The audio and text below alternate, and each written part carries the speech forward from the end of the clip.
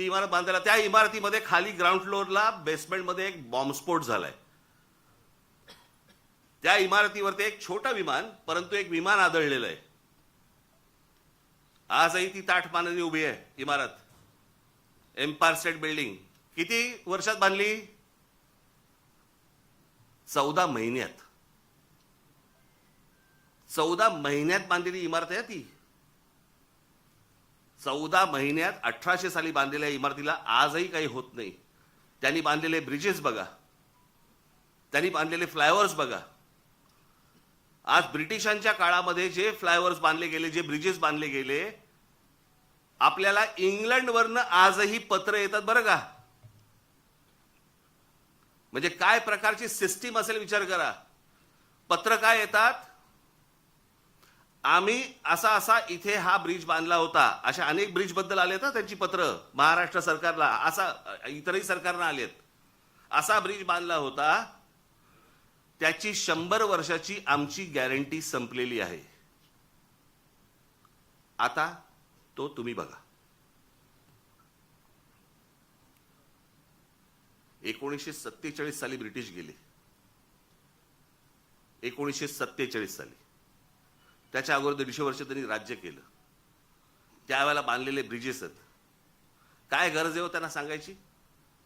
पण हे फक्त भारतात नाही होत. त्यांनी जिथे जिथे राज्य केलं तिथे तिथे यांची पत्र जातात की आमची गॅरंटी संपली, आमची 100 वर्षाची गॅरंटी होती. 100 वर्ष. हा टिळक ब्रिज पासून सगळे इथला हे त्यांच्या काळात बांधले गेलेले आहेत, अजूनही आहे. मग आमच्याकडे काय होतं?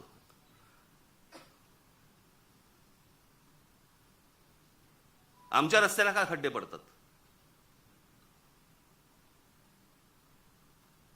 बरं, ज्यांनी रस्ते बांधायचे आहेत ते आमचे Nitin Gadkari, transport minister.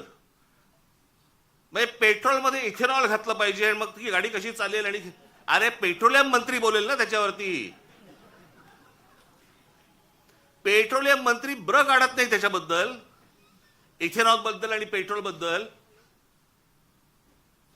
Transport minister ते ह्याच्यावरती प्रवचन देत आहेत.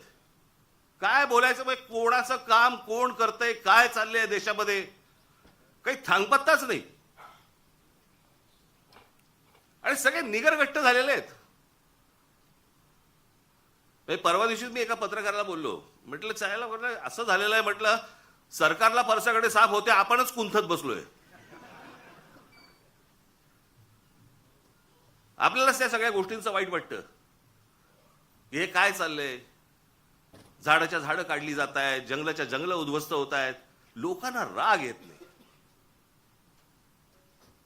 लोक राग व्यक्त करत नाहीत. व्यक्त करायचं साधन मिळालंय मोबाईल फोन, त्याच्यावरती काहीतरी टाकलं, माझा राग व्यक्त झाला.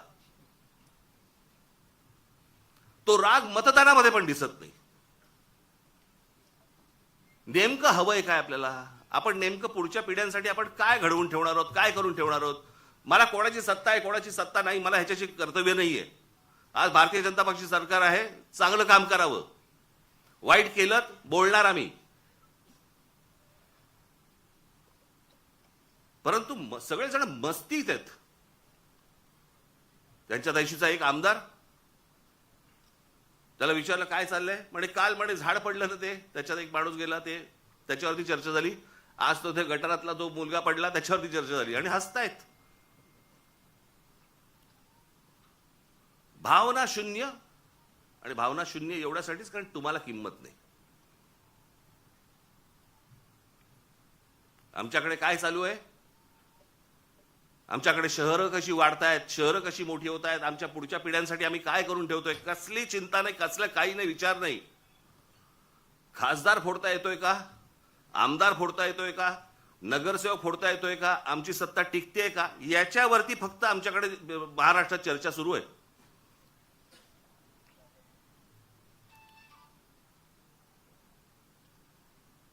आता काय 3 वर्ष निवडणुका नाहीत, लोक म्हणणार मग आता काय आम्ही चिडून तरी काय, मतदान कुठे? अरे मतदानाची ज्याला वेळ येते ना त्यावेळेला अगोदरचं साचलेल्या गोष्टींचा विचार करायचा असतो. चांगलं काय आणि वाईट काय या गोष्टींवरती तुमचं मतदान झालं पाहिजे. उद्या राज ठाकरे जर समजा चुकत असेल तुम्ही बोललं पाहिजे. इतर पक्ष जर चुकत असतील बोललं पाहिजे. लोकशाही कशाला म्हणतात ना, ती लोकशाही जर जिवंत ठेवायची असेल ना, मी मागे पण एकदा उदाहरण दिलं होतं, आज मुद्दामून परत देतो उदाहरण तुम्हाला. ज्यावेळेला दुसरं महायुद्ध ज्यावेळेला संपलं ना, ते संपल्यानंतर सगळी वाहवा झाली. इंग्लंडची वाहवा झाली, विन्स्टन चर्चिलची वाहवा झाली. विन्स्टन चर्चिलचं ते एक फेमस त्याची ती मुद्रा होती हाताची, वी फॉर विक्टरी. त्याच्यामध्ये फक्त वी फॉर विक्टरी नव्हतं, वी फॉर विन्स्टन पण होतं, विन्स्टन चर्चिल.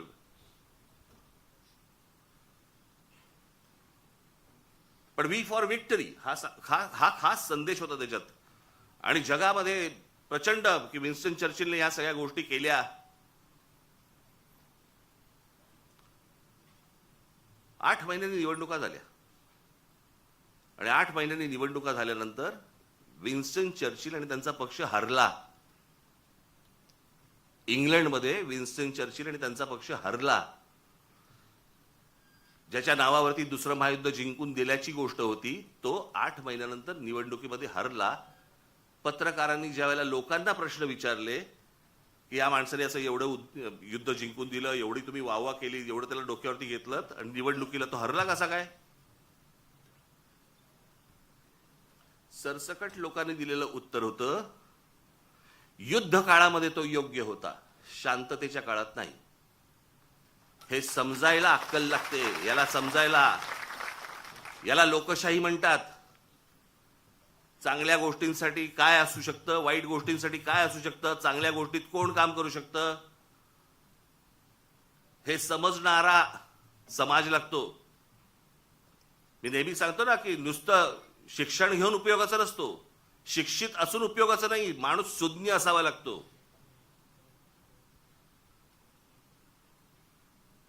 आमच्या बहिणाबाई चौधरी शिकलेल्या नव्हत्या, पण त्या ज्या बोलून गेल्या, आधी हाताला चटके तेव्हा मिळते भाकर, ह्या बोलून गेल्या ना, त्याला सुज्ञ लागतो माणूस, सुज्ञ.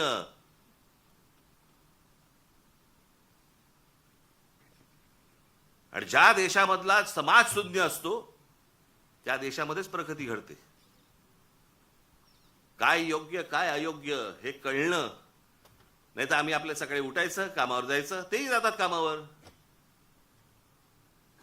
जगामधला प्रत्येक माणूस कामावर जातो पण विचार करतो. आपण जर या गोष्टींचा विचार नाही केला कसं होणार मला जरा सांगा.